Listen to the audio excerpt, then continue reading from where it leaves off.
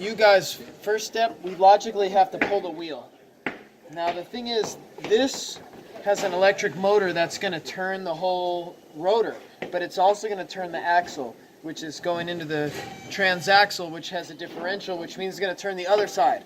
So we don't really want to make this motor work really hard, so even if you're just going to set up one side, pull both wheels. Make sense? So as we turn this one, the other one is going to turn as well. So the next step is we bring it over. Now we have a whole bunch of different adapters, and they have a whole bunch of different bolt patterns and things. So this one we know works for the Camry, and we're just going to go ahead, we're going to do a little trial and error, and we're going to see where it actually fits. I'm going to say, oh, there it is. Boom, just like that. Now the next thing we have is we have this Lug Nut Kit. Now it's recommended, that's why there's a video, it's recommended, Frankie, you just got hired to be the light man. It's recommended that we use this kit because the lug nuts off of this car may kind of hit the hub. Sometimes they fit, sometimes they don't. So it's recommended we use those. So you open this up. It actually has some instructions on what they are. And so I'm going to give you some trivia questions. Here is the first type. These are the red types, and their size is a 9/16 by 18. Does that sound like a size Toyota would use, being that it's Japanese? No. Oh, yes, young man in the back. Why can't you use a regular lug nut on the car? Well, a lot of times they will hit the hub. So why do they do that? Why do manufacturers of the tool do that? To give you the right lug nuts to use? No, you told me so you don't use an impact on it. Oh, good idea. You don't use an impact So- on the adapter. So when we find the right size, which as I remember is an M12 by 1.5, maybe let's just check it. Let's just see. So our option is an M12 by 125 or maybe an M12 by 1.5. That one felt a little bit funny, so let's try the M12 by 1.5. Now we could go get a thread measuring tool. You know what? That M12 by 1.5 is perfect. You see it spun up nice and easy? So we're going to take all of them. Now it depends on who you want to listen to. But some people will say you can use 3. I don't see you really saving a whole lot of time, so let's use all 5. How about that? Now if you see someone at the shop using 3, I don't think you should go over and start a fight with them and say that they need to use 5, but I'm recommending for you, go ahead and use the 5. Now Tim, my loyal assistant, will you grab a, what do you think, 21 or 19? 19. All right, 19 millimeter open wrench.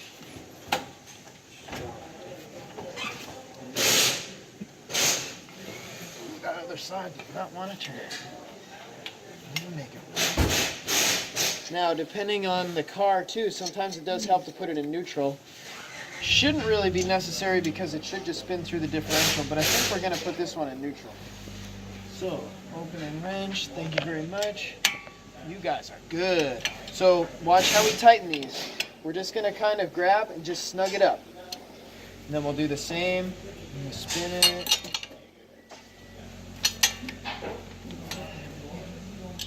Grab, snug it up. At any point did we use an impact gun? Not recommended on these. What if you use like that low power impact gun? It probably would be fine, but it's just generally this is going to be a little bit, more predictable. So I'm going to show you guys how to do it. Then on the job, if you decide you want to use your really low power impact, cool, that's good with me. So we go ahead, we just got the 5th one snugged. So just snug, maybe 25, 30 foot-pounds, something like that. I'm just going to hang on to this wrench. Now, the next issue we have, you can see this caliper's in the way. So we got a couple of options. I brought the hanger. You can see we'll hang it up here on the coil spring somewhere. Option 1, sometimes it works. You can just pull the caliper apart with the 14. So I'll take a 14 millimeter. I'll even take a wrench. A wrench is fine. So if you pull the caliper and we hang it, sometimes the cutters will make it all the way in and sometimes they won't. They may hit the bracket, so we'll see. Just gonna go ahead, pop those loose. They were probably torqued right. That felt about right. That was good. Now, what do you guys want to do with these fasteners? We got some options. I'm going to recommend with this tool that we go ahead and we set them in the tray. I'm going to pull the caliper. I'm going to bring it up here. I'm going to hook it onto the hanger. And then Lift it up, and now you can see it's out of the way. Don't let the caliper hang by the hose. It's going to damage the hose. Next step, we will pull these clips. Clip, clip. Once again, I recommend put them in the tray. Now we'll drop this extension cord off of here. Can a helper please plug that into the yellow box above Eric's head? Now we need to pull the brake pads. Now here's a fun note. How can we keep track of which brake pad was the inboard and which was the outboard? The piston circle on the Yeah, so that one has the circle. This one actually has remnants of a circle, so these have probably been swapped, but this one was definitely the inboard pad. So again, we're gonna set those in the tray. Hey, can I turn a rotor to these old pads? Well, if you want to take the pads and flatten them out on sandpaper, that's kind of that'll probably work, but it's not the book way. Now, at this point, what we really need to do is we need to measure this rotor. You guys want to measure it? You ready for that? Will you pause? We'll get the, well, we can. So we're going to measure this rotor. Who's going to take note of that? So I'll tell you what the reading is. I'm showing a 922 thousandths, okay? So who's going to remember that? 922 thousandths. Now, while we start this, someone is going to log into TIS and look for the minimum allowable. In fact, because this tool's precision, I'm going to set it out of here. While they're doing that, we're going to close this box up. This box is actually supposed to live right here.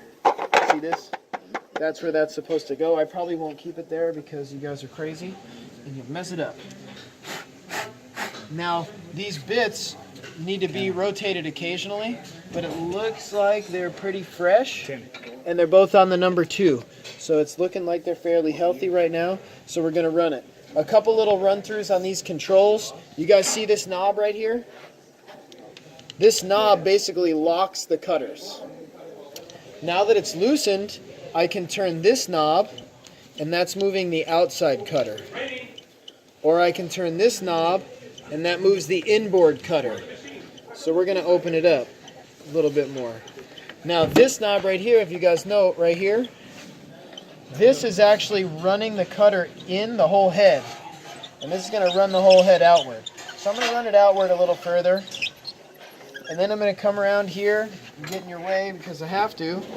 And I'm going to lift it up into place. Now this is a little bit higher than the height that I usually use. But let's see if we can do it. Let's see, negative. So see that? That's as high as it goes. So that means, can you guys lower this car one click? Watch out. Now. Watch out. Clear. Clear. Is everybody good? Might be on the lock. We'll lift it up. Yeah, it's definitely set on the locks. Now, I'm going to make an educated guess. I think that we can clear this bracket. That saves us a couple minutes of time. If it looks like it's going to hit the bracket, we'll have to pull it. So are we lowering this thing? There we go. Keep coming. All right, hit the locks. Set it right on the lock. Okay, we're good. Now we'll bring it back over. We're going to really carefully sneak it in here. And you'll notice it's kind of hitting the wheel well here, so I'm going to run this in just to hopefully clear it. Okay. We have the minimum. What is the minimum? 0.983 inches. So we're already way under. So legally, can we cut this? No, because we got a 922, right? And the minimum was a 983. But because this is a practice car, we're going to do it. But on a customer, no.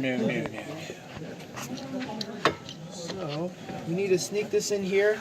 Now you guys go ahead and zoom in here with both the light and the phone. You'll notice this little bolt right here needs to drop into a hole on this side. So as I lift this up, I'm going to carefully kind of look for that. And I'm going to spin, and you'll watch it drop in. Clunk, it dropped in really nice. Now at this point, I need to make sure that this should thread in nicely. So look at what I'm turning here with this hand. This should never really be that difficult. If it's really hard, it's because you don't have it aligned right. Something's wrong, which it is right now. I'm going to try again, and I'm kind of wiggling the machine. And that still didn't really feel all that good, so I'm just going to recheck my alignment. And eventually, we'll get it just right. And then the problem is when someone does start it bad and they force it, you know that it's kind of messed up at that point and it makes it difficult forever. So, okay, that one felt better. So I'm drawing this in.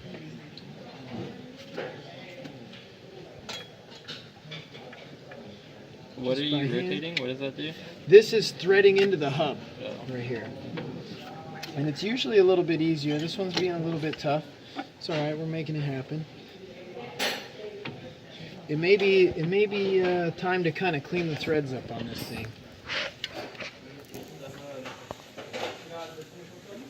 So let's just go ahead and we'll check that out.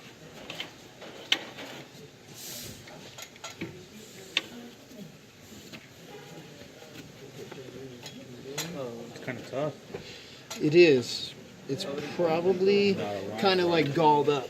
No, like if it was an alignment issue, it would be much more difficult.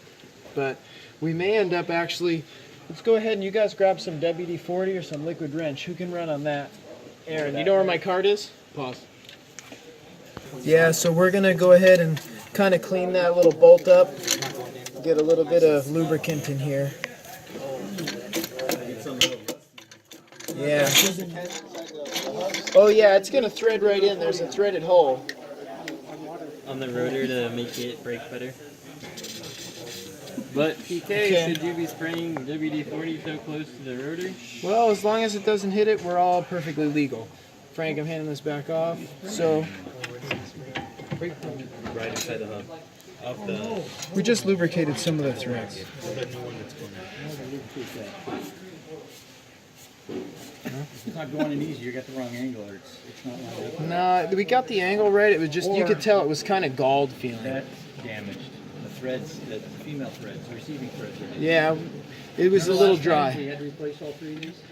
Yes. Probably should have tapped and cleaned them. Mm-hmm. Okay, so you guys will note that that threaded a lot easier. That was better. Probably been a little while since it's used.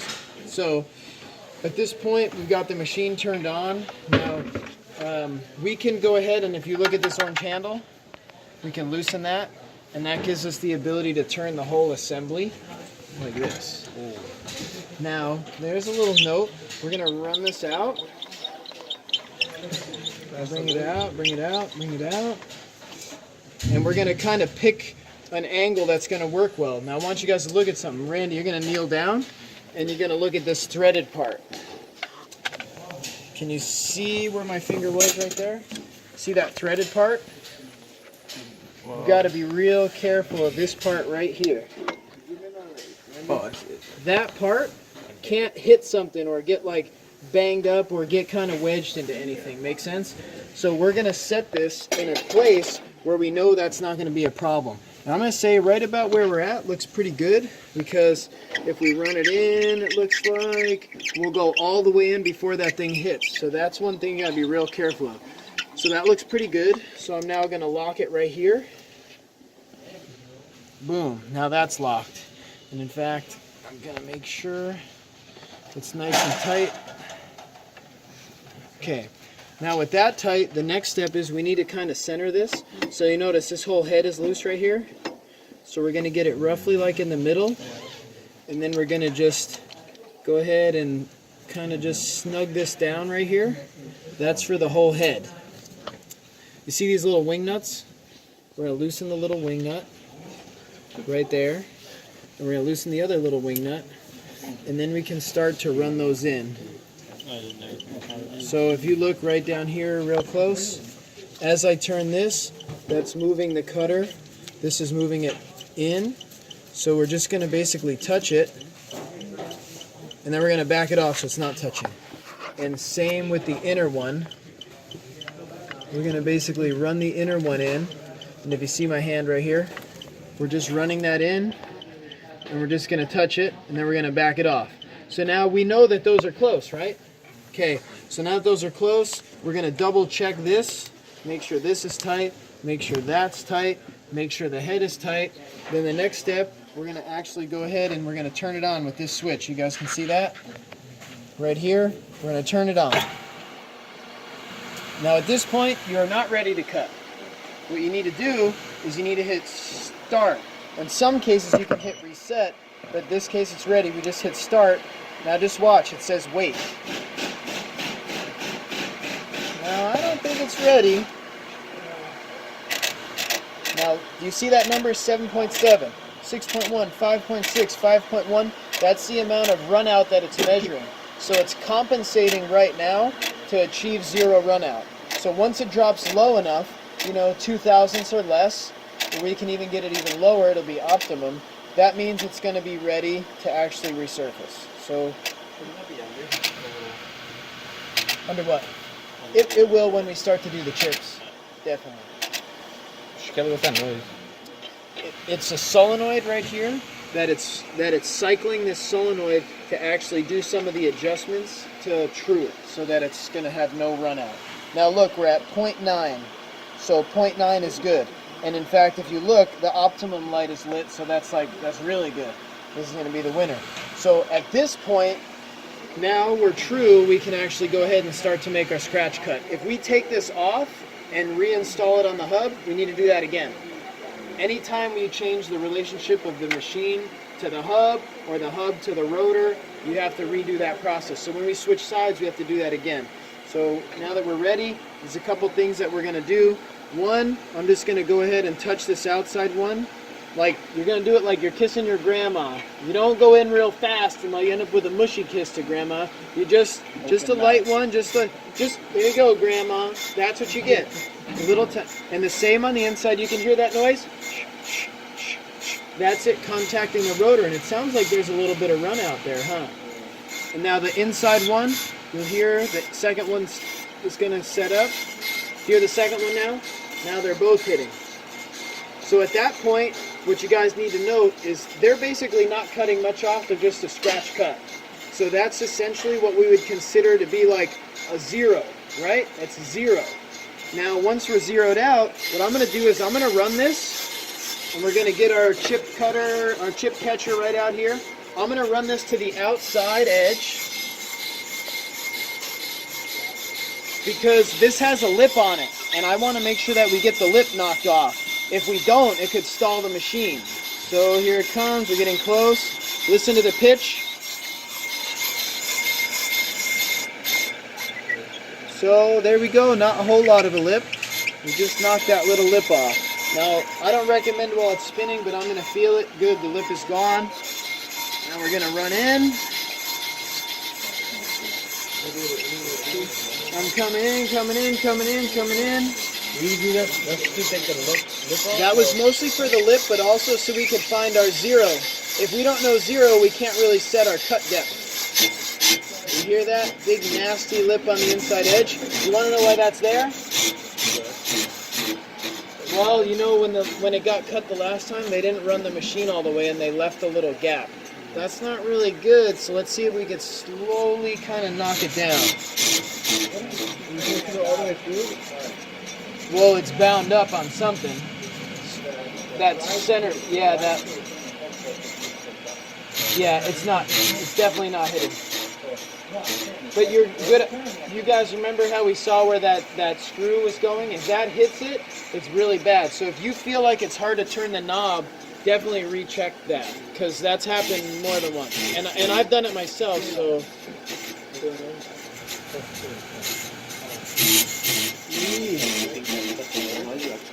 Well, that thing is so thick, I'm not sure we'll be able to recover it. Well, we're going to make sure we're all the way off the surface.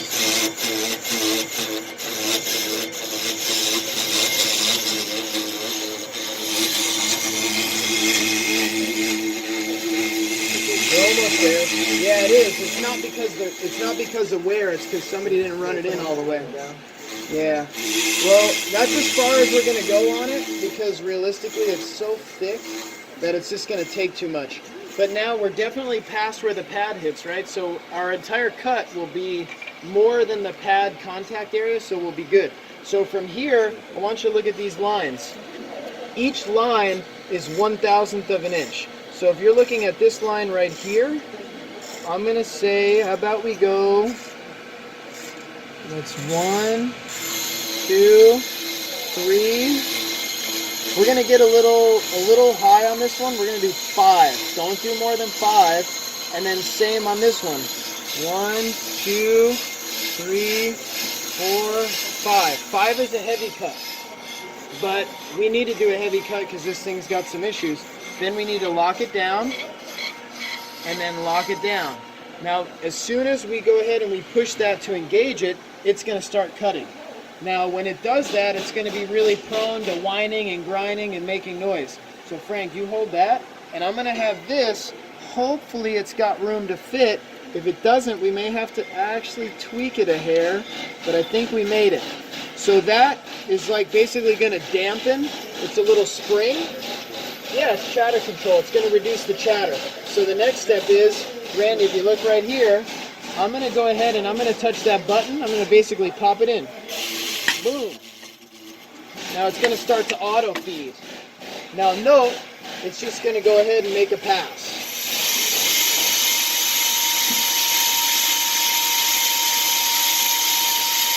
And you'll notice we're starting with just this silver line right here. Let me get the lighting just right. Maybe no lighting is better. No, definitely some lighting. So you'll see that silver line is the new area. So this dark stuff is being cut off, and the silver line is the new material that's less than 1/1000th of an inch runout. So this is going to fix any issues we have with out of round or anything like that. Now I'm going to let go. You notice how it's kind of singing? That's not really good. That's going to be like chatter marks. So what I'm going to do and kind of cheat, I'm not saying I recommend it, is I'm going to help that chatter control by myself squeezing the rotor a little. You'll notice it stopped it, huh? It's on the cutters right now. Yeah? Yeah, I know. There's a lot of big people and stuff.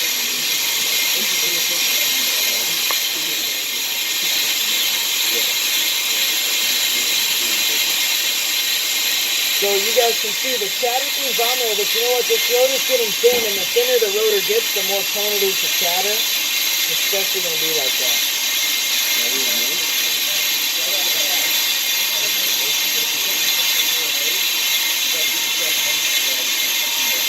Yeah.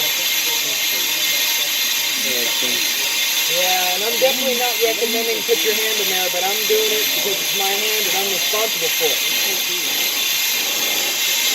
So you guys will notice, you see this cut's not going to take very long. We're more than halfway there already. And that was going very slow and explaining all the steps. This didn't take you, this would be definitely half in this time. They say realistically 20 minutes to cut both rotors from beginning to end, including cleanup. That should be no problem. Yeah, I've heard that, but I don't really see how. Doesn't make it.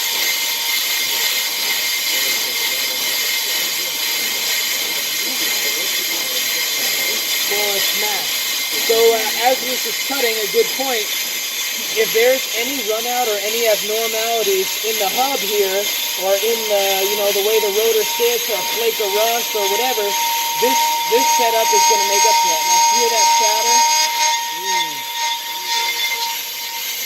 Hopefully squeezing this will help.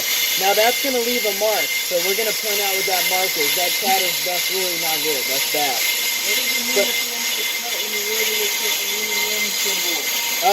Yeah, that'd be the chatter marks for sure. It means it's happy. Now this rotor is really just getting too thin to cut right, but it serves its purpose. Yeah.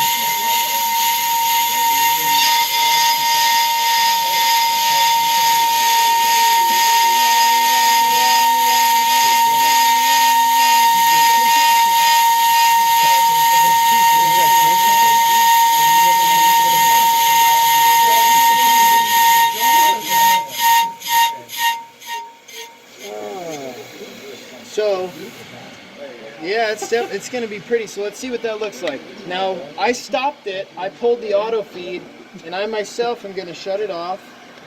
We can set up a little safety thing that's going to click this button and make it turn off, but sometimes it's more trouble than it's worth. The only fear is if you walk away from this, this will auto feed the head right off the back of the machine. It won't stop.